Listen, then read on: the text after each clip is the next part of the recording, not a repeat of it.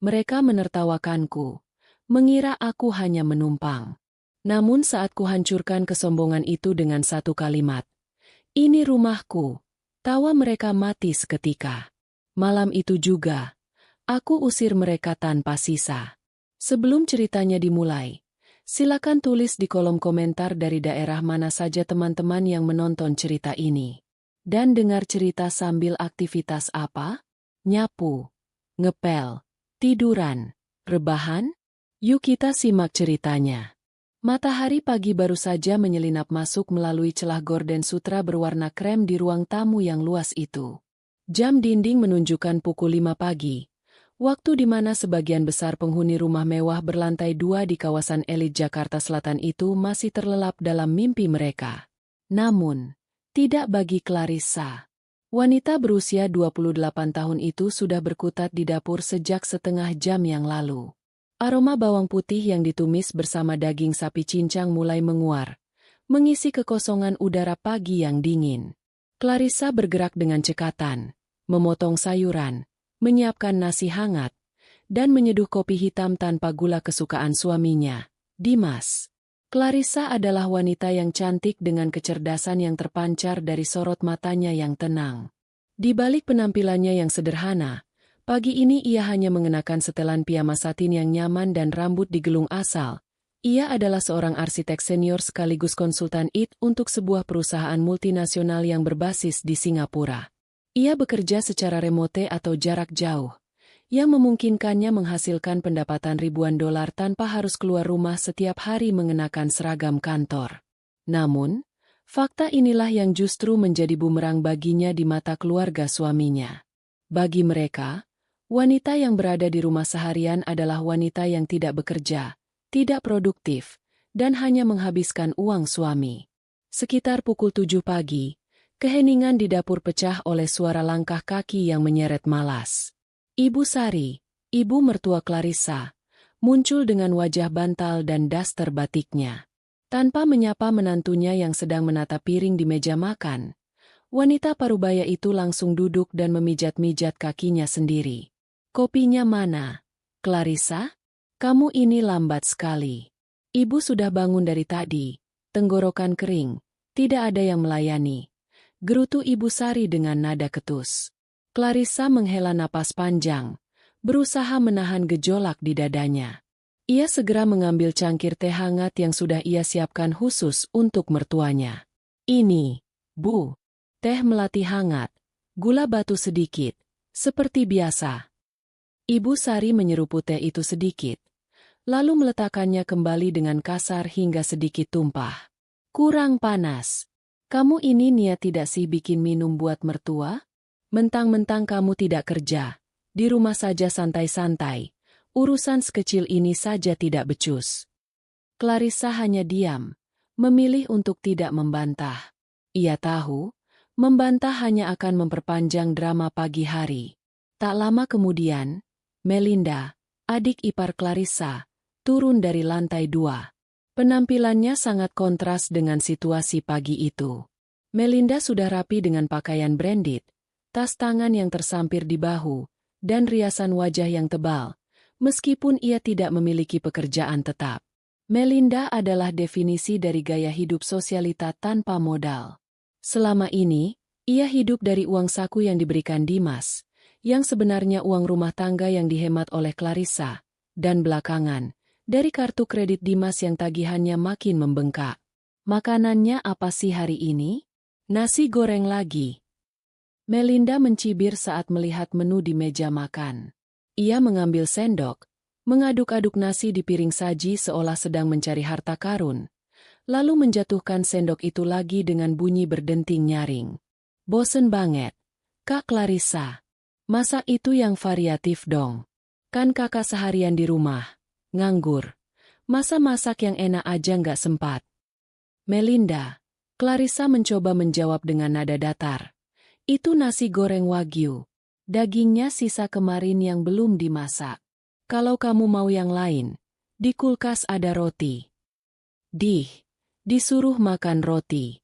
Males banget," cibir Melinda sambil duduk di samping ibunya. "Bu, Lihat tuh menantu kesayangan ibu. Pelit banget sama adik ipar sendiri. Sudah, sudah. Makan saja seadanya. Maklum, kakak iparmu ini kan tidak tahu rasanya cari uang susah payah di luar sana. Tahunya cuma menghabiskan gaji Dimas. Timpal Ibu Sari sambil melirik sinis ke arah Clarissa yang kini sudah membuka laptopnya di ujung meja makan. Clarissa sedang mengecek email dari kliennya di London ketika sindiran itu meluncur. Ia ingin sekali berteriak bahwa gaji Dimas bahkan tidak cukup untuk membayar tagihan listrik dan perawatan kolam renang rumah ini. Gaji Dimas sebagai staf manajer menengah hanya cukup untuk bensin mobilnya sendiri dan makan siang. Seluruh biaya operasional rumah, belanja bulanan, hingga skincare mahal yang sering dicuri Melinda dari meja rias Clarissa, semuanya dibayar oleh Clarissa. Namun, Clarissa menahan diri. Ia ingat janjinya pada Dimas saat awal pernikahan untuk menjaga harga diri suaminya di depan keluarganya. Dimas selalu memohon agar Clarissa tidak mengungkit siapa yang lebih kaya, karena itu akan melukai ego laki-lakinya. Pukul 8 tepat. Dimas turun dengan setelan kerjanya. Pria itu tampak lelah dan menghindari tatapan mata istrinya. Ia duduk, memakan sarapannya dengan cepat. "Mas, nanti pulang jam berapa?" tanya Clarissa lembut. "Biasa, lembur mungkin," jawab Dimas singkat tanpa menoleh. Tiba-tiba Melinda berseru. Matanya berbinar melihat kunci mobil baru yang tergeletak di dekat laptop Clarissa. Itu adalah kunci mobil SUV terbaru yang baru saja diantar dealer kemarin sore. Mobil yang dibeli Clarissa dengan bonus proyek tahunannya, diniatkan untuk operasional rumah agar mobil Dimas tidak terlalu sering dipakai jarak jauh. "Wah, ini kunci mobil baru yang ada di garasi ya?" Melinda menyambar kunci itu sebelum Clarissa sempat mencegahnya. "Gila, keren banget Mas Dimas. Belum ganti tahun udah ganti mobil lagi. Hebat banget kakakku ini. Nggak kayak istrinya yang cuma bisa leha-leha." Dimas tersedak nasinya. Ia melirik Clarissa dengan wajah pucat. Ia tahu betul itu bukan uangnya. "Melinda, kembalikan kuncinya. Itu mobil baru datang. Asuransinya belum aktif sepenuhnya. Jangan dipakai dulu," kata Clarissa tegas, mengulurkan tangan meminta kunci itu kembali. Melinda memutar bola matanya dan menjauhkan kunci itu dari jangkauan Clarissa.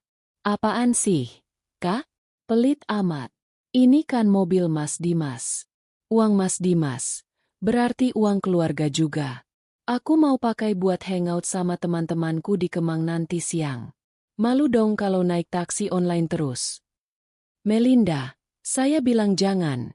Suara Clarissa meninggi 1 oktav. "Bu, lihat Kak Clarissa." Adu Melinda pada ibunya. Ibu Sari langsung menggebrak meja pelan. "Clarissa, kamu ini kenapa sih? Adik ipar mau pinjam sebentar saja kok dilarang-larang?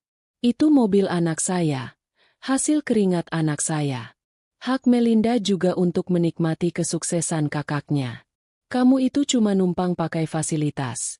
Jangan bertingkah seperti pemilik segalanya." Clarissa menatap Dimas, menuntut pembelaan. "Dimas, kamu nggak mau ngomong sesuatu?" Dimas tampak serba salah. Ia mengusap wajahnya kasar, lalu menatap Clarissa dengan pandangan memohon. "Sudahlah, Clarissa, biarkan Melinda pakai dulu hari ini. Kasihan dia sudah janji sama teman-temannya. Nanti kalau lecet kan bisa diperbaiki." Hati Clarissa mencelos. Sekali lagi, Dimas memilih untuk aman daripada membela kebenaran. Clarissa menarik tangannya, menutup laptopnya dengan kasar hingga menimbulkan bunyi bip yang nyaring. "Terserah," ucap Clarissa dingin. Ia bangkit dari kursi dan berjalan menuju ruang kerjanya di lantai bawah, meninggalkan meja makan yang dipenuhi tawa kemenangan Melinda dan Ibu Sari. Di telinganya masih terngiang jelas kalimat Ibu Sari, "Kamu itu cuma numpang." Clarissa masuk ke ruang kerjanya, mengunci pintu, dan bersandar di sana. Napasnya memburu. Ia menatap sekeliling ruangan yang dipenuhi maket bangunan dan layar monitor canggih. "Numpang?" bisiknya lirih dengan senyum getir. Kita lihat seberapa lama kalian bisa bertahan dengan ilusi itu. Rumah mewah bergaya minimalis modern itu sebenarnya baru ditempati sekitar setahun yang lalu. Sebelumnya, Clarissa dan Dimas tinggal di apartemen sederhana. Namun, karena karir Clarissa yang melesat tajam dan kebutuhan ruang kerja yang lebih kondusif, Clarissa memutuskan untuk membeli rumah ini secara tunai dari hasil investasinya di pasar saham dan royalti desain. Saat itu, Dimas merasa minder. Ia merasa gagal sebagai kepala keluarga karena tidak mampu menyediakan atap semewah itu. Demi menjaga perasaan suaminya, Clarissa setuju untuk tidak membesar-besarkan fakta kepemilikan rumah kepada siapapun, termasuk keluarga Dimas. Ia membiarkan Ibu Sari dan Melinda berasumsi bahwa keberhasilan pindah rumah ini adalah berkat promosi jabatan Dimas. Promosi yang sebenarnya hanya memberikan kenaikan gaji sebesar 15%. Jauh dari cukup untuk mencicil rumah di kawasan Pondok Indah. Awalnya, Ibu Sari dan Melinda tinggal di kampung halaman. Namun, 3 bulan lalu, dengan alasan kesepian dan ingin merawat Dimas, mereka datang ke Jakarta. Awalnya Clarissa menyambut baik, berpikir bahwa kehadiran mertua bisa menambah kehangatan rumah. Namun, yang terjadi adalah invasi. Mereka menguasai ruang keluarga, mengatur tata letak perabot, dan memperlakukan Clarissa seperti pembantu yang tidak dibayar. Siang itu, Clarissa sedang melakukan video conference penting dengan klien dari Jerman. Ia mengenakan headset peredam suara dan berbicara dalam bahasa Inggris yang fasih. Pintu ruang kerjanya tertutup rapat, dengan tanda, "Jangan ganggu," tergantung di gagang pintu. Namun, ketenangan itu hancur berantakan. Dentuman musik bass yang sangat keras tiba-tiba mengguncang dinding ruangan. Suara tawa cekikikan dan teriakan heboh terdengar dari ruang tengah yang letaknya bersebelahan dengan ruang kerja Clarissa. Konsentrasi Clarissa buyar seketika. Kliennya di layar monitor tampak bingung dan bertanya apakah ada pesta yang sedang berlangsung. Dengan wajah merah menahan malu, Clarissa meminta maaf dan mematikan kamera serta mikrofon sejenak. Ia keluar dari ruang kerja dengan langkah lebar. Pemandangan di ruang tengah membuatnya mendidih. Melinda membawa 5 orang temannya. Mereka duduk-duduk di sofa kulit Italia import milik Clarissa, sambil mengangkat kaki mereka yang masih memakai sepatu ke atas meja kaca. Bungkus makanan ringan berserakan di karpet bulu domba, dan kaleng-kaleng minuman soda tumpah membasahi lantai marmer. Musik EDM berdentum dari sound system home theater yang volumenya diputar maksimal. "Melinda!" teriak Clarissa. Namun suaranya tenggelam oleh musik. Clarissa berjalan menuju panel kontrol dan mencabut kabel listrik sound system tersebut. Keheningan mendadak menyergap ruangan itu, menyisakan suara napas Clarissa yang memburu. Apa-apaan sih lo, Kak? Matiin musik seenaknya," bentak Melinda. Wajahnya merah padam karena malu di depan teman-temannya. "Kalian yang apa-apaan?" balas Clarissa tajam. Matanya menyapu teman-teman Melinda satu persatu, membuat mereka menunduk canggung. "Ini jam kerja. Saya sedang meeting penting di sebelah. Bisa punya etika sedikit tidak? Dan lihat ini. Kaki kalian di atas meja. Sampah di mana-mana. Ini rumah, bukan tempat sampah." Salah satu teman Melinda, seorang wanita berambut pirang, berbisik cukup keras. "Mel, katanya ini rumah kakak lo yang kaya raya itu? Kok ada cewek galak yang ngatur-ngatur? Ini pembantunya apa gimana?" Melinda tertawa sinis, berusaha memulihkan harga dirinya. "Bukan, dia kakak ipar gue. Biasalah, orang desa yang kaget tinggal di rumah gedongan. Suka sensian karena nggak punya kerjaan." Melinda menoleh pada Clarissa dengan tatapan menantang. "Kak, jangan bikin malu gue di depan teman-teman dong. Mas Dimas aja nggak pernah ngelarang gue bawa teman. Lo itu cuma istri, tugas lo melayani suami dan keluarganya, bukan jadi satpam di sini." Tiba-tiba, Ibu Sari muncul dari arah dapur membawa nampan berisi sirup. Melihat situasi tegang, ia langsung meletakkan nampan dan berkacak pinggang. "Ada apa ini ribut-ribut? Clarissa, Kamu membentak adikmu. Bu, mereka berisik sekali. Saya sedang kerja. Bela Clarissa. Kerja? Kerja apa? Main laptop dibilang kerja? Cibir Ibu Sari. Melinda ini jarang-jarang ketemu temannya. Biarkan mereka senang-senang. Kamu kalau terganggu, ya masuk kamar sana, tutup kuping. Jangan malah ngusir tamu. Tidak sopan.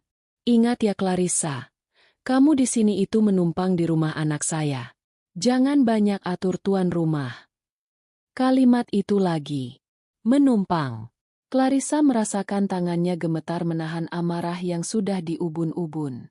Rasanya ingin sekali ia mengambil sertifikat rumah dari brankas saat itu juga dan melemparkannya ke wajah mereka. Tapi ia melihat jam. Kliennya menunggu. Profesionalitasnya sebagai arsitek dipertaruhkan. Bersihkan semua ini sebelum Dimas pulang. Atau saya yang akan buang semua barang-barang kalian ke tempat sampah. Ancam Clarissa dingin. Lalu berbalik kembali ke ruang kerjanya dan membanting pintu.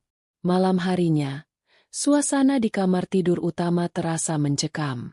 Dimas baru saja pulang dan sedang melepas dasinya ketika Clarissa duduk di tepi ranjang, menatap suaminya lekat-lekat. Dimas, kita perlu bicara, ucap Clarissa. Dimas menghela napas, terlihat sangat lelah. Cah, aku capek banget hari ini. Kantor lagi hektik. Bisa nggak usah ribut dulu? Aku nggak ngajak ribut. Aku minta solusi. Suara Clarissa bergetar. Ibu dan Melinda makin keterlaluan. Hari ini Melinda bawa teman-temannya. Bikin pesta di jam kerja aku. Ngotorin karpet mahal. Dan ibu malah marahin aku. Mereka bilang aku cuma numpang. Dimas, mereka bilang ini rumah kamu. Sampai kapan kamu mau membiarkan mereka menghina aku di rumahku sendiri? Dimas duduk di samping Clarissa, mencoba meraih tangan istrinya, tapi Clarissa menepisnya. Cah, sabar dong. Bujuk Dimas dengan nada memelas yang selalu ia gunakan. Mereka itu orang tua, orang kampung. Mereka nggak ngerti konsep kerja remote kayak kamu. Mereka pikir kerja itu ya pergi pagi pulang sore kayak aku. Wajar kalau mereka salah paham. Salah paham itu diluruskan. Dimas, bukan dipelihara. Sergah Clarissa. Kenapa kamu nggak pernah bilang kalau rumah ini aku yang beli? Kenapa kamu diam aja waktu mereka merendahkan aku? Dimas menunduk. Egonya tersentil. Ya masa aku harus bilang? Bu, Dimas ini suami nggak guna. Rumah ini punya istri? Kamu mau aku dipermalukan di depan ibuku sendiri? Kamu kan tahu ibu bangga banget sama aku. Biarin ajalah mereka anggap ini rumahku. Biar ibu senang di masa tuanya. Lagian, harta suami istri kan harta bersama. Apa bedanya? Clarissa menatap suaminya dengan tatapan tak percaya. Bedanya adalah harga diri aku yang diinjak-injak setiap hari. Dimas. Kamu mengorbankan perasaan istrimu demi ego kamu dan kebahagiaan semu ibumu. Asal kamu tahu, kesabaranku ada batasnya. Kalau mereka berulah lagi, aku nggak akan diam lagi. Dimas hanya memijat pelipisnya. Tampak frustrasi namun tidak berniat mengambil tindakan tegas. Iya, nanti aku bilangin pelan-pelan ke Melinda. Udah ya, aku mau mandi. Dimas beranjak pergi ke kamar mandi, meninggalkan Clarissa yang terpaku di tepi ranjang. Malam itu, Clarissa menyadari satu hal yang menyakitkan. Ia sendirian dalam pernikahan ini. Dimas bukan pelindungnya, melainkan fasilitator bagi para penindasnya. Dan saat kesadaran itu muncul, air mata Clarissa mengering. Ia tidak lagi merasa sedih, melainkan mulai menyusun strategi. Jika Dimas tidak bisa menjadi imam yang tegas, maka Clarissa yang akan menjadi ratu yang kejam di istananya sendiri. Suasana di rumah mewah itu semakin hari semakin menyesakkan bagi Clarissa. Udara pendingin ruangan yang sejuk tidak mampu mendinginkan panasnya hati yang setiap hari harus mendengar sindiran dan tuntutan yang tidak masuk akal. Puncaknya terjadi pada suatu sore di akhir pekan. Clarissa baru saja pulang dari survei lokasi proyek di luar kota. Tubuhnya lelah, tulangnya terasa remuk, dan yang ia inginkan hanyalah mandi air hangat lalu tidur di kasur empuknya di kamar utama. Namun, saat ia melangkah masuk ruang tamu, ia melihat pemandangan yang membuatnya mengerutkan kening. Ruang tamu itu dipenuhi oleh majalah-majalah pernikahan yang berserakan. Ibu Sari dan Melinda duduk di sana, tertawa-tawa sambil menunjuk gambar gaun pengantin. Di samping mereka, duduk seorang pria muda bernama Reno, pacar Melinda yang selama ini dikenal Clarissa sebagai lelaki yang banyak gaya tapi minim karya. Reno tersenyum canggung saat melihat Clarissa masuk, tapi Melinda dan Ibu Sari bahkan tidak menoleh. "Nah, ini dia orangnya datang," celetuk Ibu Sari tanpa basa-basi. "Clarissa, duduk dulu. Ibu mau bicara hal penting." Clarissa meletakkan tas kerjanya di meja konsol. "Saya lelah sekali, Bu. Apa tidak bisa besok pagi?"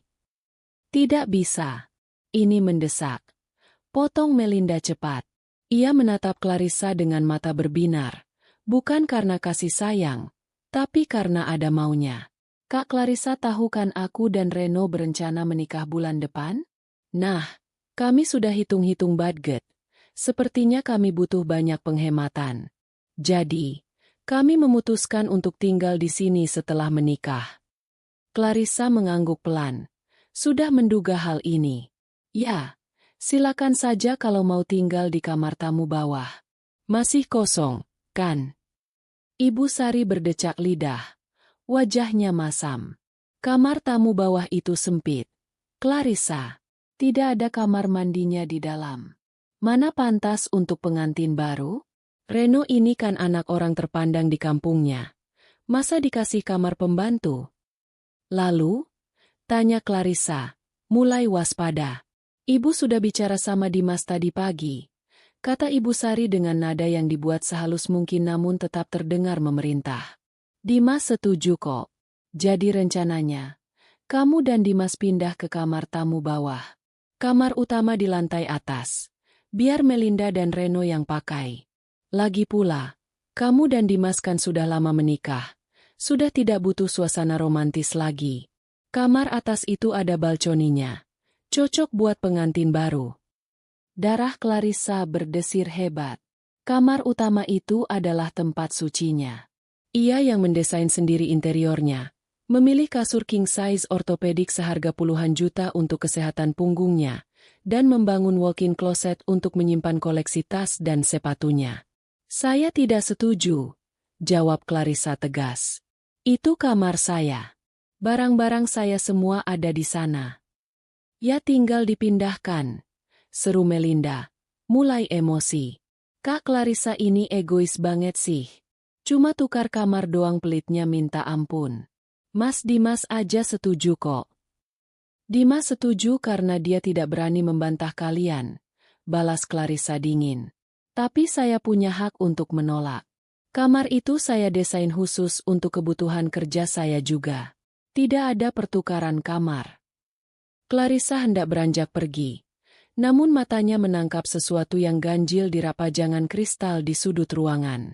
Rak itu terlihat lebih kosong dari biasanya. Sebuah vas keramik antik dari dinasti Ming, replika high-end yang ia beli saat lelang amal di Singapura, telah lenyap.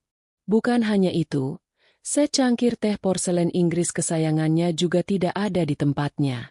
"Di mana vas biru saya?" tanya Clarissa. Suaranya bergetar menahan amarah. "Dan set cangkir Royal Albert saya?" Ruangan itu mendadak hening. Reno pura-pura sibuk dengan ponselnya. Melinda dan Ibu Sari saling berpandangan. "Oh, itu." Ibu Sari menjawab dengan nada meremehkan, seolah itu hal sepele. "Kemarin ada teman arisan ibu yang naksir. Katanya bagus buat pajangan. Ya sudah, ibu jual saja. Lumayan, uangnya buat tambah-tambah DP catering nikahan Melinda. Lagian barang rongsokan begitu buat apa dipajang? Menuh-menuhin tempat saja." Clarissa merasa pandangannya gelap sesaat. "Ibu jual?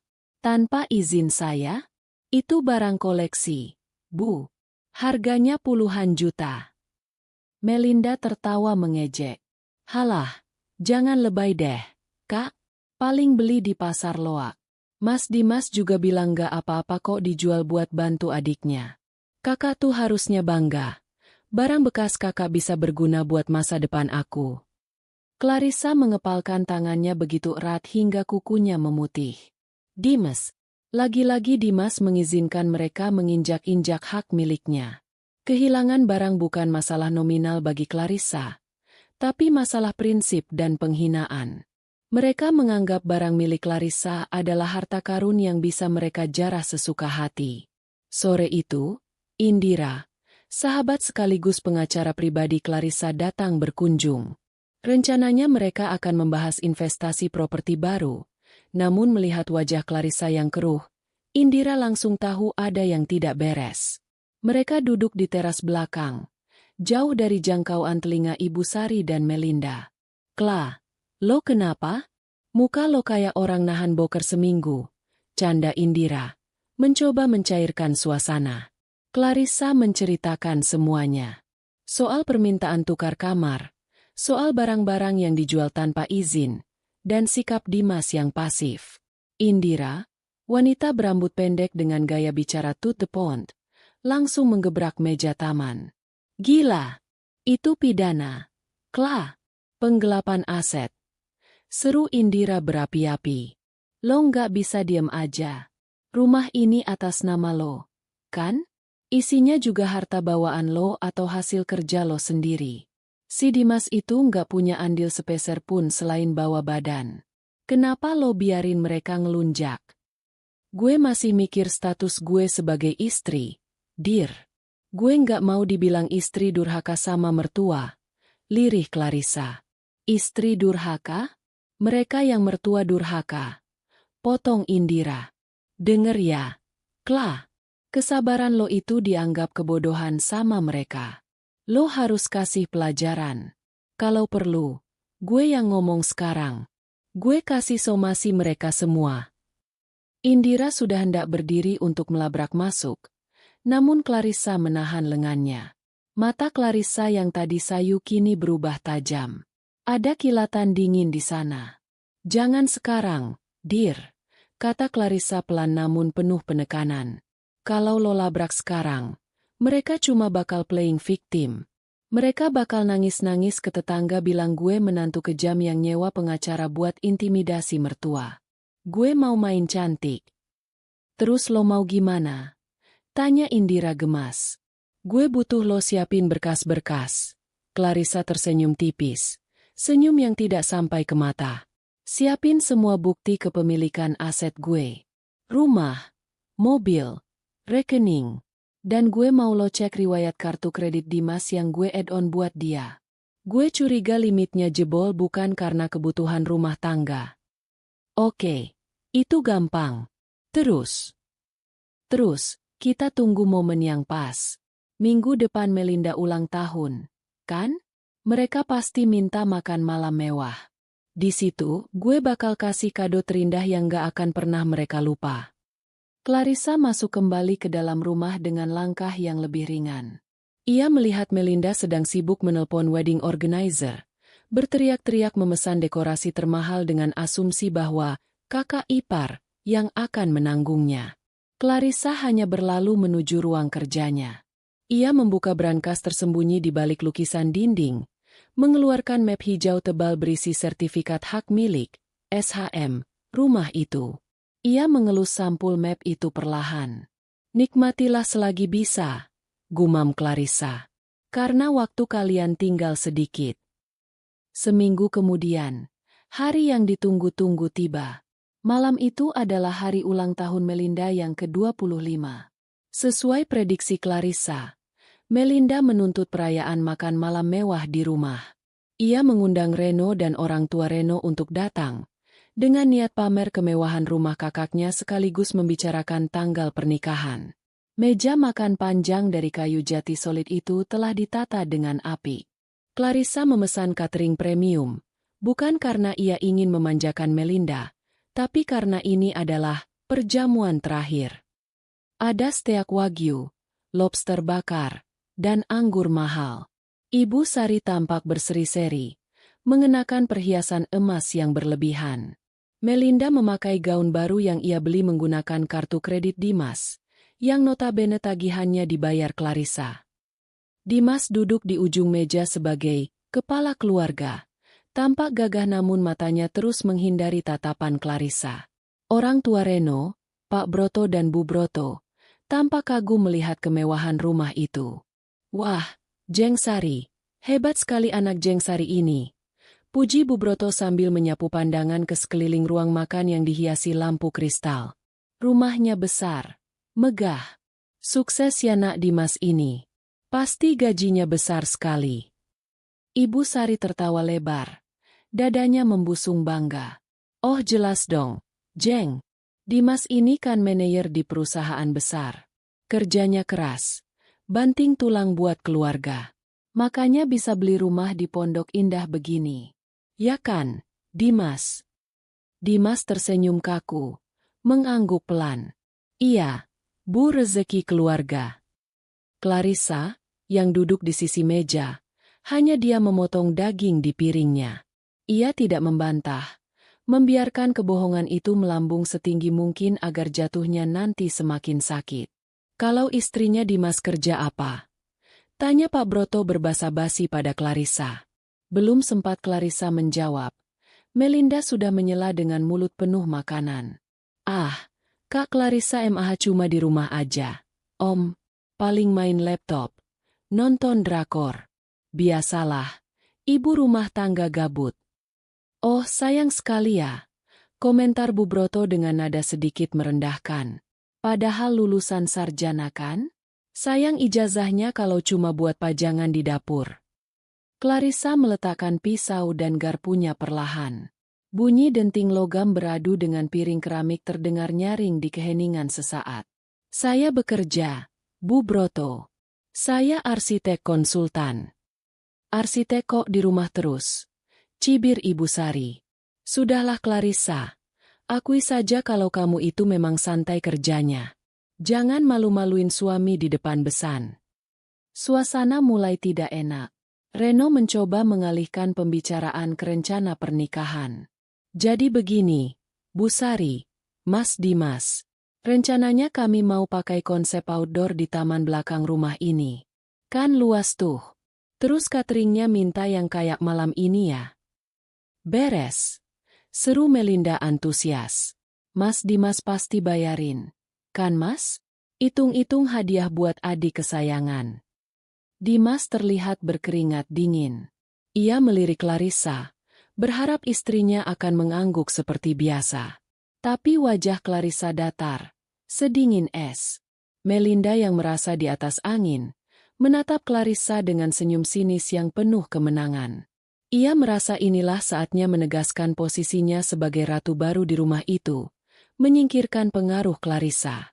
Melinda mengangkat gelas anggurnya, menatap Clarissa lekat-lekat, lalu melontarkan kalimat yang sudah ia simpan sejak lama. Kak Clarissa, panggil Melinda dengan nada manja yang dibuat-buat. Jangan cemberut gitu dong. Harusnya kakak bersyukur punya suami kayak Mas Dimas yang bisa menghidupi kakak sepenuhnya. Kasian deh, umur segini masih numpang di rumah orang tua. Maksudnya, numpang di rumah suami dan mertua. Nggak punya apa-apa sendiri. Kalimat itu meluncur mulus, menusuk tepat di jantung harga diri. Ibu Sari tertawa puas. Suara tawanya menggema di ruang makan. Hahaha, benar itu Melinda. Biar Clarissa sadar diri. Sudah bagus ditampung di sini, dikasih makan enak, masih saja suka ngatur-ngatur. Dimas hanya diam, menunduk memotong dagingnya, tidak berani membela. Orang tua Reno ikut tersenyum canggung, menikmati drama keluarga orang kaya itu. Clarissa tidak marah. Ia tidak menangis. Sebaliknya, sebuah senyum tipis terbit di bibirnya. Senyum yang membuat bulu kuduk Dimas tiba-tiba meremang. Clarissa mengambil serbet, menyeka mulutnya dengan anggun, lalu berdiri. Ia berjalan menuju meja konsol di belakangnya, mengambil sebuah map hijau tebal yang sudah ia siapkan, dan kembali ke meja makan. Ia melemparkan map itu ke tengah meja. Bra! Suara jatuhnya map itu membuat semua orang terlonjak. Ibu Sari berhenti tertawa. Buka. Perintah Clarissa datar. Melinda mengerutkan kening. Apaan ini? Hadiah buat aku? Surat tanah buat kado nikah. Dengan serakah, Melinda membuka map itu. Namun, senyum di wajahnya luntur seketika saat membaca baris pertama di dokumen paling atas. Matanya membelalak. Wajahnya pucat pasi seperti mayat. Ini. Melinda tergagap. Clarissa menatap tajam ke mata Ibu Sari, lalu beralih ke Melinda, dan terakhir ke Dimas. Itu sertifikat hak milik rumah ini. Suara Clarissa tenang namun menghunus. Bacalah nama yang tertulis di sana.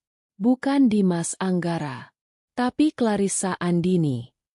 Clarissa mencondongkan tubuhnya ke depan, menumpuk kedua tangannya di meja, menatap mertuanya yang kini ternganga. Ini rumah saya, ucap Clarissa tegas. Setiap kata ditekan dengan penuh kuasa. Saya yang beli tahun lalu pakai uang hasil kerja keras saya sendiri. Bukan uang Dimas. Bukan uang keluarga kalian. Clarissa menunjuk Dimas yang kini gemetar di kursinya. Gaji anak ibu bahkan tidak cukup untuk membayar pajak tahunan rumah ini. Selama ini saya diam karena saya menghargai suami saya. Tapi malam ini, kalian sudah melampaui batas. Clarissa menegakkan tubuhnya, menatap sekeliling meja makan yang mendadak hening. Senyap, bahkan suara denting sendok pun tak terdengar. Orang tua Reno tampak bingung dan malu luar biasa. Melinda, panggil Clarissa. Melinda menatapnya dengan ketakutan. Kamu bilang saya numpang? Salah besar. Kamulah parasit di rumah ini. Dan kamu, Ibu Sari, yang selalu merendahkan saya. Clarissa menarik napas panjang, lalu menjatuhkan bom terakhirnya. Dan kalian saya kasih waktu seminggu untuk keluar dari rumah saya. Apa? Pekik Ibu Sari. Akhirnya menemukan suaranya kembali. Ia berdiri. Wajahnya merah padam karena marah dan malu. Kamu mengusir mertuamu sendiri? Dimas, istrimu sudah gila. Dia mengusir ibumu. Lakukan sesuatu. Semua mata tertuju pada Dimas. Lelaki itu tampak hancur. Ia tidak bisa menyangkal fakta hukum yang ada di atas meja. Bu! Cicit Dimas lemah. Memang rumah ini punya Clarissa. Aku nggak punya apa-apa. Pengakuan itu menghancurkan kebanggaan Ibu Sari seketika. Ia terduduk lemas di kursinya. Tidak mungkin. Desis Melinda. Jadi selama ini mobil, fasilitas, belanja. Semua uang saya, potong Clarissa. Dan mulai detik ini, keran uang itu saya tutup. Clarissa menatap mereka dengan tatapan final. Sebenarnya saya ingin memberi waktu seminggu. Tapi melihat reaksi ibu yang mau merobek sertifikat itu. Clarissa melihat tangan Ibu Sari yang gemetar hendak meraih map itu dengan tatapan beringas. Clarissa dengan sigap menyambar map itu kembali. Rencana berubah, kata Clarissa dingin.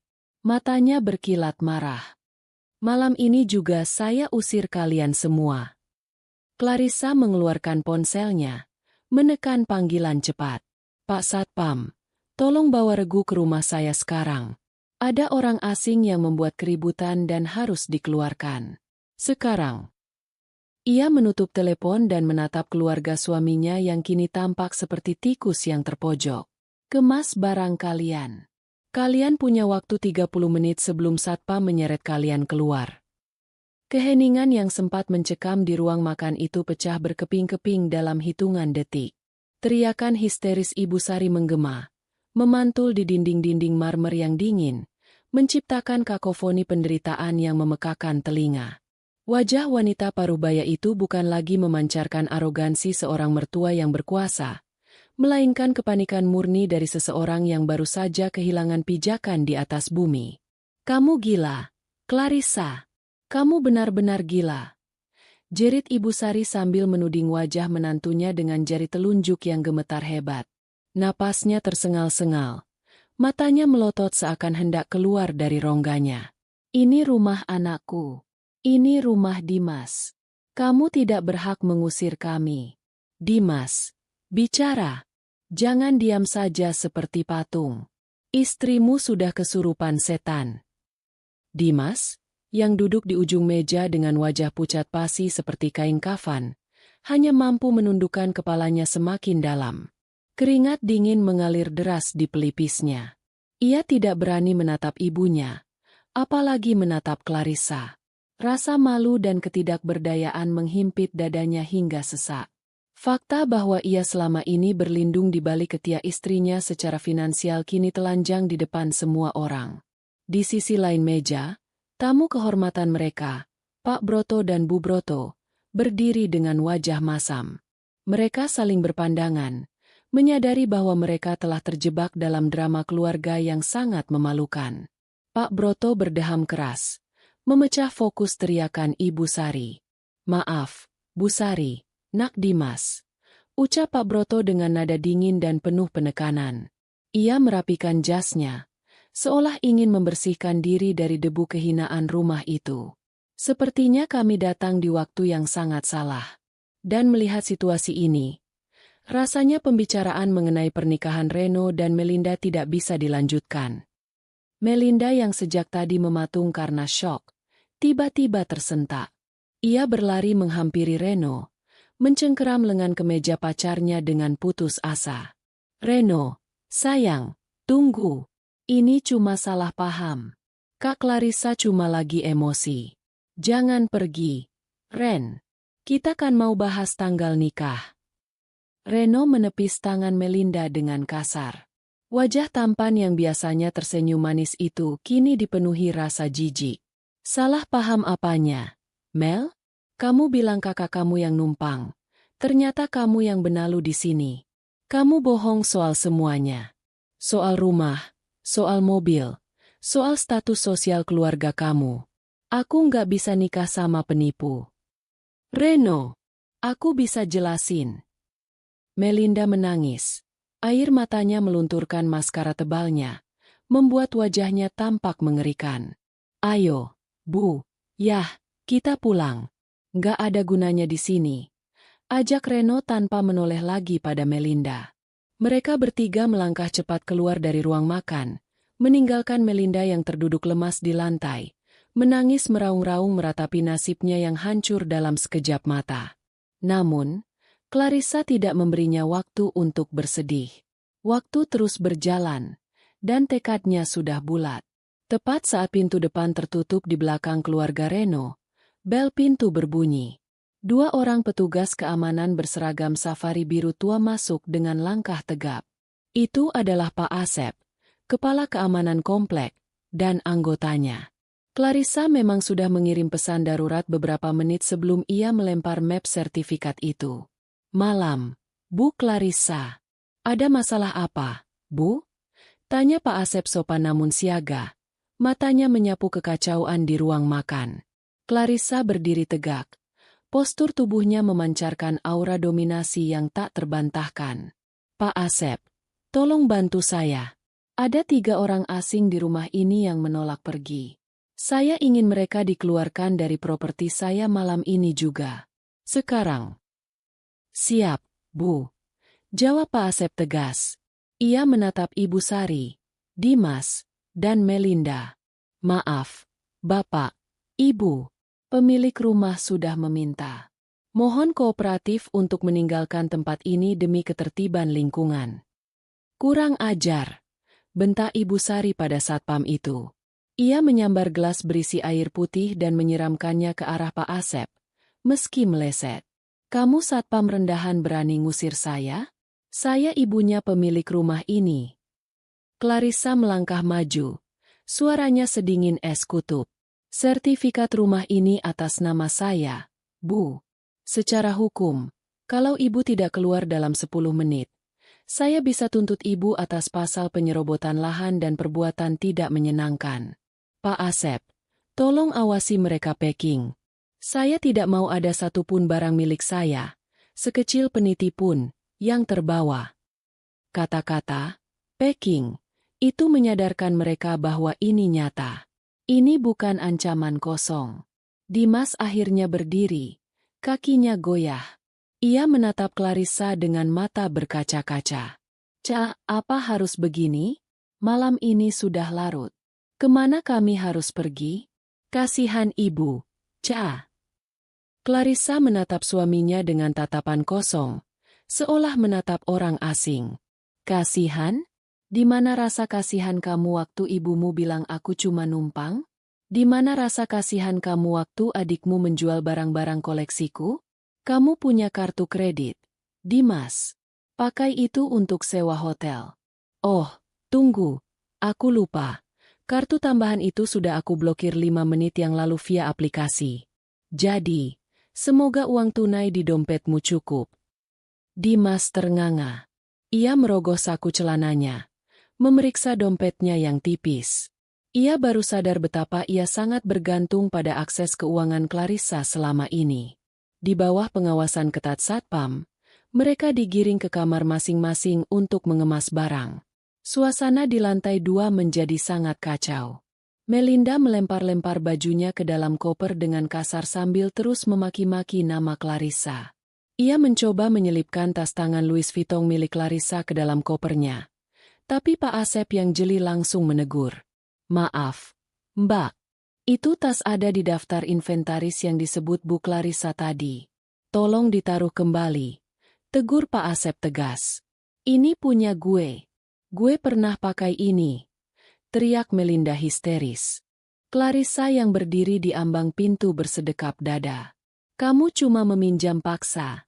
Melinda, kembalikan. Atau saya lapor polisi sebagai pencurian." Dengan geram, Melinda membanting tas mahal itu ke lantai. "Ambil tuh tas busuk lo. Dasar pelit. Nanti juga gue bisa beli yang lebih bagus." Sementara itu, di kamar tamu yang ditempati Ibu Sari, wanita tua itu menangis sesenggukan sambil memasukkan daster-dasternya ke dalam tas kain besar. Ia merasa terhina. Seumur hidupnya, ia selalu dihormati di kampungnya karena anaknya bekerja di Jakarta. Sekarang, ia diusir seperti kucing kurap oleh menantu yang selama ini ia remehkan. Ia mencoba melunakkan hati Clarissa yang berdiri mengawasi. "Clarissa, ibu minta maaf," isak Ibu Sari, mencoba taktik air mata buaya. "Ibu hilaf. Nak, jangan usir ibu malam-malam begini. Ibu sudah tua. Angin malam tidak baik buat tulang ibu."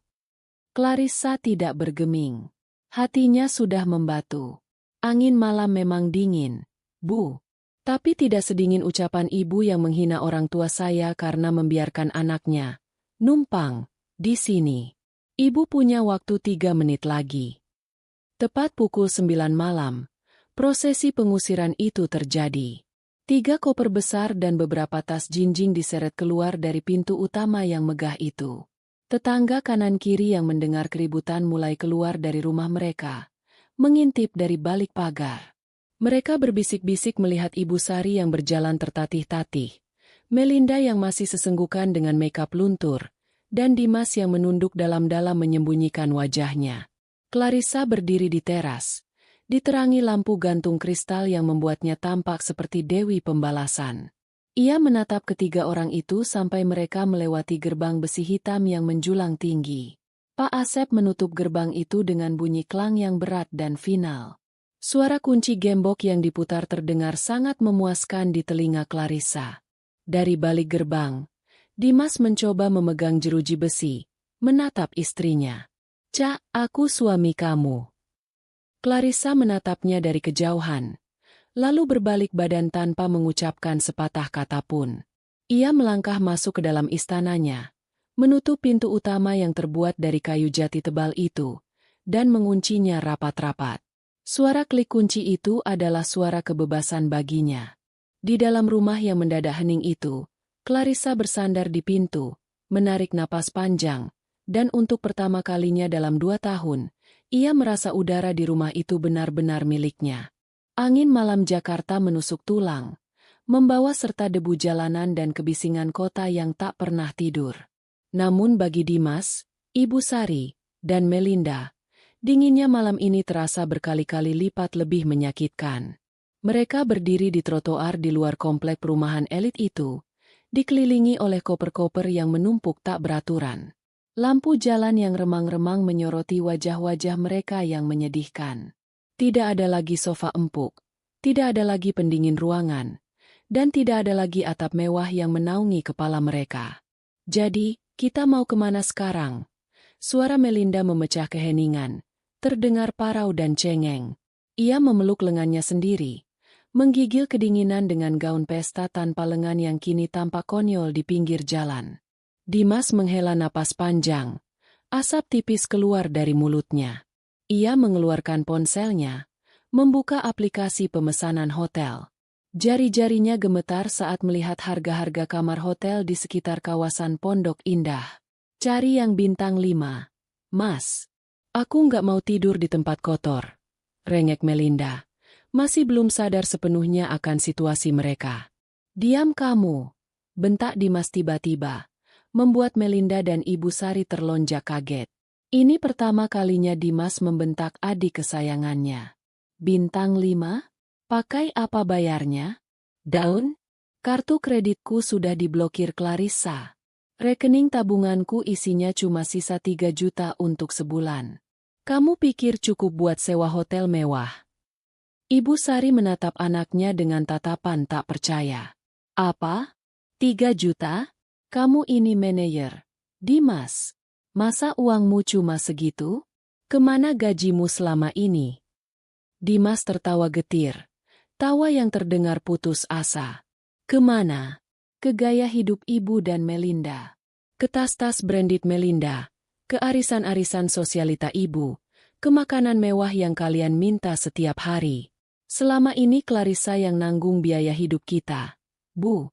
Gaji Dimas habis buat bayar cicilan utang gaya hidup kalian yang gak ada habisnya. Keheningan yang menyakitkan menyelimuti mereka. Kenyataan itu menampar Ibu Sari dengan keras. Ia baru sadar bahwa selama ini ia berdiri di atas pilar yang rapuh. Pilar yang ditopang oleh menantu yang ia hina. Sudah, jangan ribut di pinggir jalan. Malu dilihat orang lewat. Kata Ibu Sari akhirnya. Suaranya melemah. Cari saja penginapan yang murah. Yang penting bisa tidur. Dimas memesan taksi online. Ketika mobil itu datang, sebuah mobil MPV tua yang bau rokok, Melinda menutup hidungnya dengan jijik. Ih, bau banget. Mas, nggak ada yang premium. Naik atau tidur di aspal? Sergah Dimas sambil mengangkat koper ibunya ke bagasi. Mereka akhirnya menemukan sebuah hotel melati di pinggiran Jakarta Selatan. Jauh dari kemewahan yang biasa mereka nikmati. Bangunan hotel itu tampak kusam, cat temboknya mengelupas, dan pelang neon namanya berkedip-kedip seakan mau mati. Saat check-in, resepsionis yang berwajah jutek menatap penampilan mereka yang aneh. Pakaian pesta mewah tapi wajah kusut dan membawa koper banyak, dengan pandangan curiga. KTP-nya mana? Deposit 300.000. Kata resepsionis itu ketus sambil mengunyah permen karet. Dimas menyerahkan KTP dan uang tunai terakhir di dompetnya dengan tangan gemetar. Ia menyewa 1 kamar dengan 2 tempat tidur single untuk bertiga. Karena menyewa 2 kamar akan menghabiskan anggaran mereka terlalu cepat. Ketika pintu kamar nomor 204 dibuka, bau apek langsung menyeruak. Karpet lantainya lembab dan bernoda. Sprei kasurnya berwarna putih kekuningan, dan suara bising kendaraan dari jalan raya terdengar jelas karena jendela yang tidak kedap suara. Aku nggak bisa tidur di sini, jerit Melinda, melempar tasnya ke kasur yang keras. Ini tempat apa kandang ayam? Ibu, aku mau pulang. Aku mau ke kamarku yang dulu. Ibu Sari duduk di tepi kasur yang berdecit, memijat kepalanya yang terasa mau pecah. Pulang kemana? Rumah itu sudah dikunci Clarissa. Dasar menantu durhaka. Tidak tahu diuntung. Lihat saja nanti. Ibu akan lapor ke Pak RT di kampung kalau dia menelantarkan mertua. Lapor saja, Bu. Sahut Dimas yang kini duduk di lantai, bersandar di dinding dengan tatapan kosong. Lapor saja. Biar semua orang tahu kalau ibu diusir karena menghina pemilik rumah. Clarissa punya bukti sertifikat. Bu, kita yang salah.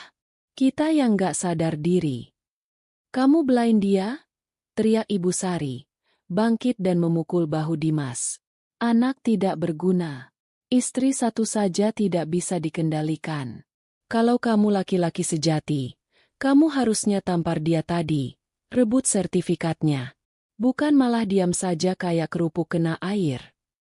Pertengkaran itu meledak di kamar sempit yang pengap itu. Saling menyalahkan, saling memaki, mengungkit dosa-dosa masa lalu. Suara mereka bersahutan dengan suara klakson truk di luar. Malam itu adalah malam terpanjang bagi mereka. Tidak ada yang bisa tidur nyenyak. Melinda menangis sampai matanya bengkak. Ibu Sari terus menggerutu menyumpahi Clarissa. Dan Dimas hanya diam menatap langit-langit kamar yang berjamur, merenungi kehancuran hidupnya. Pagi harinya, sinar matahari masuk melalui jendela yang kotor tanpa gorden yang layak. Mereka terbangun dengan badan pegal linu karena kasur yang keras. Perut mereka berbunyi nyaring. Tidak ada aroma nasi goreng wagyu atau kopi yang baru diseduh. Yang ada hanya rasa lapar yang perih. Aku lapar, Bu, rengek Melinda. Pesenin makanan dong lewat aplikasi. Aku mau bubur ayam yang biasa, tapi toppingnya dipisah. Dimas merogoh sakunya, mengeluarkan recehan. Nggak ada bubur spesial hari ini. Kita makan mie instan cup dari minimarket depan. Uang kita harus dihemat sampai aku gajian minggu depan. Mie instan, pekik Melinda histeris. Gila apa? Nanti mukaku jerawatan. Mas, telepon Kak Clarissa dong. Minta maaf kek. Apa kek? Bilang kita mau balik. Aku nggak sanggup hidup miskin begini. Sudah aku coba telepon 100 kali dari semalam. Mel, diblokir. WhatsApp centang 1. Telepon dialihkan. Kita benar-benar dibuang. Jawab Dimas frustrasi. Melinda mengambil ponselnya sendiri, berniat mengadu pada Reno. Mungkin Reno sudah tidak marah lagi. Mungkin Reno mau menolongnya dan menjemputnya dari tempat kumuh ini. Dengan jari gemetar penuh harap, ia mencari nama, sayangku Reno, di kontaknya. Namun, foto profil Reno yang tadinya foto mereka berdua, kini berubah menjadi siluet abu-abu kosong. Statusnya tidak terlihat. Melinda mencoba mengirim pesan. Reno, tolong aku. Pesan itu tidak terkirim. Centang 1. Lalu muncul notifikasi kecil di bawah. Anda tidak dapat mengirim pesan ke kontak ini. Diblokir. Bisik Melinda. Ponselnya terlepas dari genggaman dan jatuh ke lantai. Reno blokir aku. Dunia Melinda runtuh untuk kedua kalinya dalam 24 jam. Bukan hanya rumah mewah dan fasilitas gratis yang hilang, tapi harapan satu-satunya untuk keluar dari kemiskinan, menikah dengan Reno, juga lenyap. Ia menatap cermin kusam di meja rias hotel, melihat pantulan wanita dengan makeup berantakan dan mata panda. Ia bukan lagi putri sosialita. Ia kini hanyalah seorang pengangguran gelandangan yang terjebak di hotel melati bersama ibu yang rewel dan kakak yang bangkrut. Realita jalanan yang kejam baru saja dimulai. Dan mereka belum siap menghadapi betapa kerasnya beton Jakarta bagi mereka yang tak punya uang dan kuasa. Seminggu telah berlalu sejak malam pengusiran itu. Seminggu yang terasa bagaikan seabad bagi Dimas, Ibu Sari, dan Melinda. Uang tunai di dompet Dimas telah terkuras habis untuk membayar hotel melati yang pengap dan membeli makanan instan. Mereka kini benar-benar berada di titik nadir. Pakaian yang mereka kenakan mulai kusut dan berbau apek karena dicuci seadanya di wastafel kamar mandi hotel. Wajah-wajah yang dulu angkuh dan dipoles skincare mahal, kini tampak berminyak, kusam, dan dipenuhi guratan kelelahan serta keputusasaan. Sore itu, langit Jakarta tampak mendung, seolah turut merasakan kegelapan yang menyelimuti nasib mereka.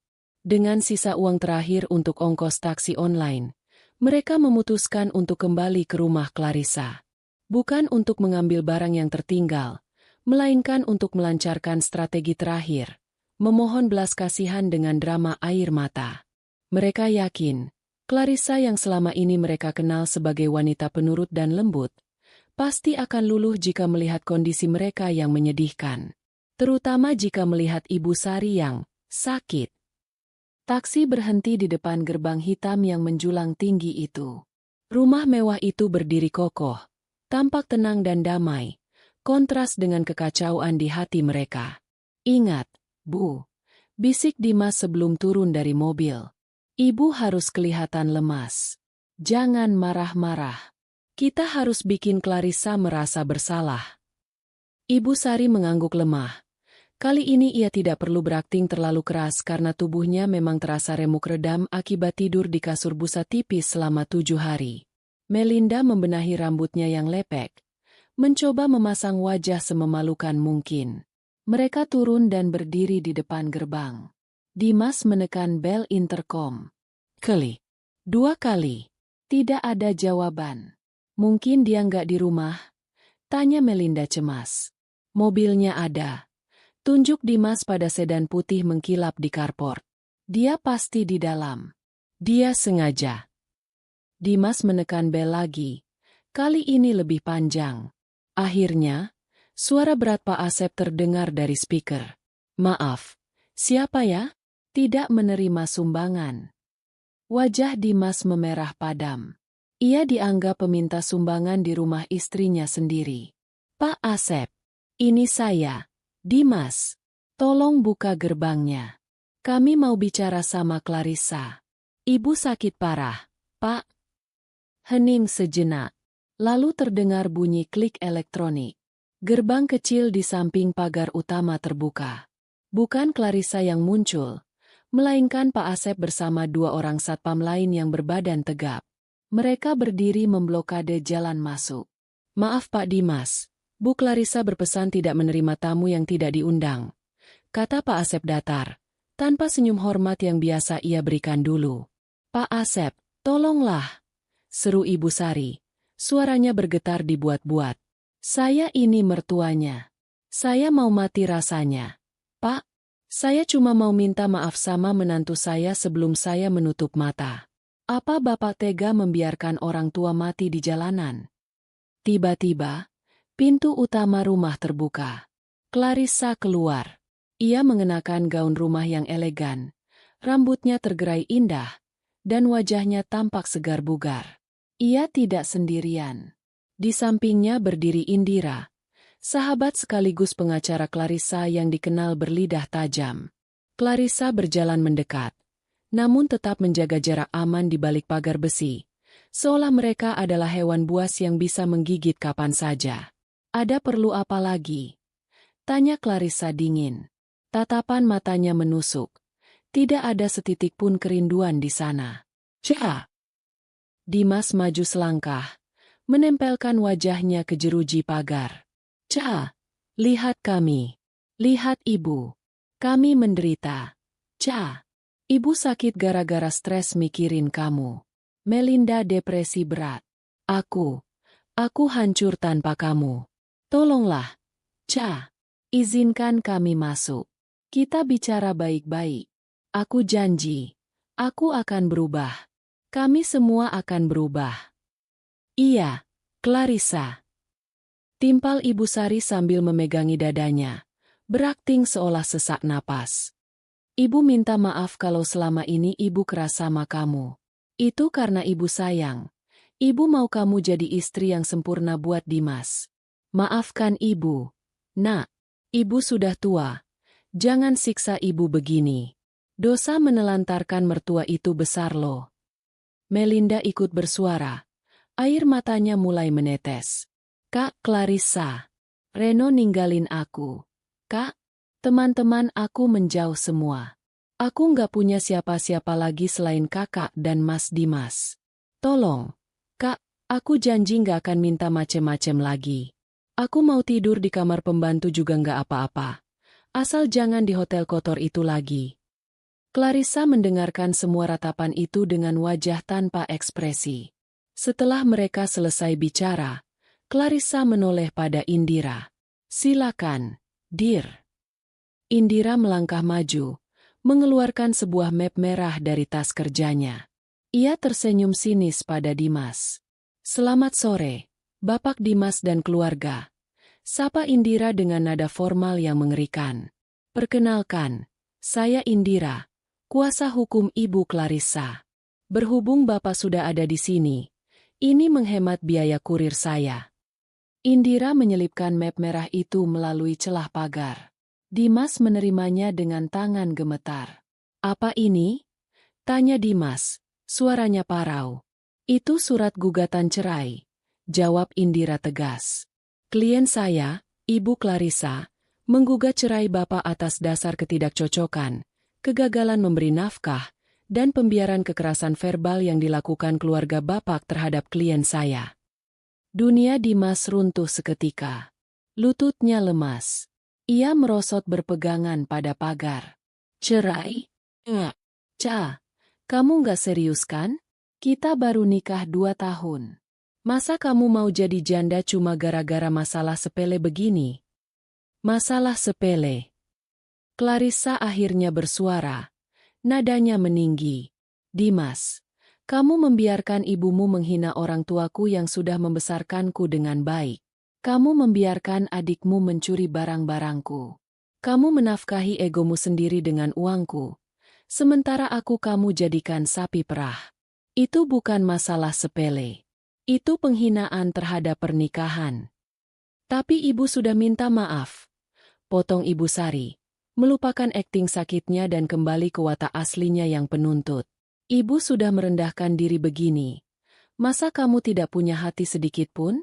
Kamu itu perempuan, Clarissa. Kodratmu itu mengabdi pada suami dan keluarganya. Ingat surga istri itu ada pada ridho suami." Clarissa tertawa pelan. Tawa yang terdengar miris. Ia mengeluarkan sebuah tablet dari tangannya. "Surga? Ibu bicara soal agama sekarang?" Clarissa menyalakan layar tablet itu dan memperlihatkannya pada mereka. Di layar itu terpampang deretan bukti transfer bank selama 2 tahun terakhir. "Lihat ini," kata Clarissa, menunjuk angka-angka fantastis itu. "Setiap bulan, saya transfer 15 juta ke rekening ibu untuk biaya obat, yang ternyata ibu pakai buat arisan emas. Saya bayar tagihan kartu kredit Melinda yang isinya belanja tas dan perawatan wajah, rata-rata 10 juta per bulan. Saya bayar cicilan mobil Dimas, bensinnya, servisnya. Total yang saya keluarkan untuk kalian bertiga selama 2 tahun ini hampir $500 000 rupiah." Clarissa menatap mata mertuanya lekat-lekat. "Saya sudah membeli surga saya dengan kesabaran dan uang saya selama ini. Tapi kalian tidak pernah puas. Kalian seperti tong sampah yang tidak ada dasarnya. Berapapun yang saya kasih, tidak akan pernah cukup. Jadi, jangan bicara soal pengabdian. Pengabdian saya sudah lunas dibayar tunai, dan kembaliannya adalah penghinaan kalian." Suasana hening mencekam. Fakta angka-angka itu membungkam mulut Ibu Sari. Ia tidak bisa menyangkal bukti otentik itu. "Mulai hari ini," lanjut Clarissa, suaranya tenang namun final, "tidak ada lagi uang transferan. Tidak ada lagi tumpangan gratis. Tidak ada lagi istri bodoh yang bisa kalian manfaatkan. Silakan cari menantu kaya yang lain, kalau ada yang mau menerima keluarga parasit seperti kalian." Dimas mencoba meraih tangan Clarissa lewat pagar. Air matanya kini benar-benar tumpah karena penyesalan yang terlambat. "Ca, aku cinta sama kamu. Ca, tolong, jangan begini." Clarissa menarik tangannya mundur. Ia menatap suaminya, atau lebih tepatnya, calon mantan suaminya, dengan tatapan iba bercampur jijik. "Kalau kamu cinta aku, Dimas, kamu akan membelaku di depan ibumu. Kamu akan melindungiku, bukan mengorbankanku. Cintamu itu palsu. Sama palsunya dengan air mata ibumu." Clarissa berbalik badan. "Indira, urus sisanya. Pak Asep, kalau mereka tidak pergi dalam 5 menit, panggil polisi atas tuduhan gangguan ketertiban umum." "Siap, Bu." Seru Pak Asep. Clarissa berjalan masuk kembali ke dalam rumahnya yang megah. Langkah kakinya ringan seolah beban bertonton baru saja diangkat dari pundaknya. Ia tidak menoleh lagi, meski mendengar teriakan histeris Melinda dan tangisan Ibu Sari di belakangnya. Pintu utama tertutup rapat, memisahkan masa lalu yang kelam dari masa depan yang cerah. Di luar pagar, Dimas terduduk di aspal, memeluk map merah gugatan cerai itu di dadanya.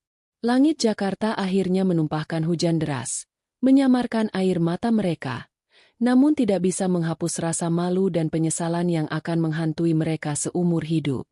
6 bulan kemudian, roda kehidupan berputar, kadang perlahan, kadang begitu cepat hingga menggilas mereka yang tidak siap. Bagi keluarga Ibu Sari, roda itu telah melindas mereka hingga rata dengan tanah. Di sebuah sudut fucur pusat perbelanjaan yang ramai di Jakarta Timur, seorang wanita muda dengan seragam pelayan berwarna oranye tampak sibuk membersihkan meja kotor bekas pelanggan. Itu adalah Melinda. Wajahnya tidak lagi dipoles makeup tebal, rambutnya diikat satu ala kadarnya, dan tangannya yang dulu halus kini tampak kasar karena sering terkena sabun cuci piring. "Woi, Mbak, ini mejanya masih lengket. Kerja yang bener dong," bentak seorang pelanggan remaja yang seumuran dengan teman-teman gaul Melinda dulu. "Maaf, Kak, saya bersihkan lagi," jawab Melinda lirih, menundukkan kepalanya dalam-dalam. Ia harus menahan rasa malunya. Ia bekerja di sini dengan gaji UMR, jauh dari cukup untuk membiayai gaya hidupnya yang dulu. Tiba-tiba, ia mendengar suara yang sangat familiar. "Loh, Melinda." Melinda mendongak dan melihat Siska, salah satu teman geng sosialitanya dulu, berdiri di depannya sambil memegang cup kopi mahal. Siska menatap Melinda dari ujung kaki ke ujung kepala dengan tatapan tak percaya yang bercampur geli. "Ya ampun, lo kerja di sini?" Pekik Siska cukup keras, membuat beberapa orang menoleh. "Gue denger gosip lo diusir kakak ipar lo yang kaya itu. Tapi gue nggak nyangka lo jadi tukang lap meja begini. Sumpah, turun kasta banget sih, Mel." Wajah Melinda terasa panas seperti ditampar. Ia ingin lari, tapi ia butuh pekerjaan ini. "Siska, tolong jangan berisik. Gue lagi kerja." Oke, good luck ya." Minta tisu dong, tumpah nih." Siska tertawa kecil sambil berlalu bersama teman-temannya, meninggalkan Melinda yang menggigit bibir menahan tangis. Di balik etalase kaca, ia melihat bayangannya sendiri, menyedihkan, sendirian, dan kalah. Ia teringat betapa dulu ia menghina Clarissa yang bekerja di rumah. Kini, ia sadar betapa sulitnya mencari uang 1.000 perak pun. Sementara itu, di sebuah kontrakan petak sempit di gang sempit daerah pinggiran, suasana tak kalah suramnya. Ruangan itu panas dan pengap. Hanya ada satu kipas angin kecil yang berputar berisik. Ibu Sari terbaring di kasur tipis, batuk-batuk kering. Wajahnya yang dulu segar kini keriput dan pucat. Stres dan depresi telah menggerogoti kesehatannya lebih cepat daripada usia. Dimas duduk di lantai, menyantap nasi bungkus dengan lauk tempe orek. Ia baru saja pulang dari kerjanya sebagai ojek online. Setelah dipecat dari kantornya karena performa kerja yang anjlok drastis akibat masalah rumah tangga dan depresi, Dimas kesulitan mencari pekerjaan manajer lagi. Reputasinya hancur, dan ia tidak punya referensi yang baik. "Dimas," panggil Ibu Sari lemah. "Obat ibu habis. Dada ibu sakit lagi." Dimas menghela napas panjang, meletakkan nasi bungkusnya. "Bu, uang Dimas baru cukup buat bayar kontrakan besok. Obat ibu mahal. Minum obat warung dulu ya." "Obat warung nggak mempan." Ibu Sari mulai menangis. "Coba kamu telepon Clarissa lagi. Minta belas kasihan dia. Bilang ibu sekarat." Dimas menatap ibunya dengan tatapan lelah. "Sudah, Bu. Clarissa sudah bahagia. Dia sudah nikah lagi. Atau mungkin sudah punya pacar baru. Jangan ganggu dia lagi. Kita begini karena salah kita sendiri." Ibu yang selalu menghasut aku, dan aku yang bodoh mau saja dengar ibu. Kamu menyalahkan ibu. Ibu Sari terbelalak marah, tapi tenaganya habis untuk berteriak. Ia hanya bisa menangis meratapi nasibnya di kamar sempit yang bau lembab itu, membayangkan kamar tamunya yang dulu nyaman dan ber-AC di rumah Clarissa. Penyesalan itu datang setiap detik, menusuk-nusuk hati, tapi tidak mengubah apapun. Sangat jauh dari penderitaan itu, di rumah mewah di Pondok Indah, suasana tampak bercahaya. Rumah itu baru saja selesai direnovasi. Dinding-dindingnya kini dicat warna putih bersih dan sage green yang menenangkan, menghilangkan jejak warna krem suram kesukaan Ibu Sari dulu. Jendela-jendela besar dibuka lebar, membiarkan angin sore yang sejuk dan cahaya matahari keemasan masuk memenuhi ruangan. Halaman belakang telah disulap menjadi taman tropis yang indah. Clarissa sedang mengadakan syukuran kecil-kecilan bersama teman-teman dekat dan kolega kerjanya. Ada musik jazz lembut mengalun, aroma panggangan barbecue, dan gelak tawa yang tulus. Clarissa tampak memukau dengan gaun kasual berwarna putih. Wajahnya berseri-seri, lebih cantik dan lebih muda daripada 6 bulan lalu. Beban batin yang selama ini menghimpitnya telah hilang sepenuhnya. Rumah lo jadi cozy banget. Klah, gila, beda banget energinya sama pas ada nenek lampir itu. Canda Indira sambil memegang gelas jus jeruk. Clarissa tertawa renyah. Iya, dear. Gue buang semua perabot bekas mereka. Gue mau energi baru. Gue mau rumah ini jadi tempat istirahat gue, bukan medan perang. Seorang pria tegap dan ramah menghampiri mereka, membawakan piring berisi sate untuk Clarissa. Itu adalah Adrian, rekan kerja senior Clarissa di proyek terbarunya. Adrian menatap Clarissa dengan tatapan kagum yang tidak disembunyikan. Makan dulu, Kla. Kamu sibuk terus dari tadi ngurusin tamu, kata Adrian lembut. Makasih, Adrian. Clarissa tersenyum manis. Ada kehangatan baru yang tumbuh di hatinya. Namun kali ini ia lebih bijak.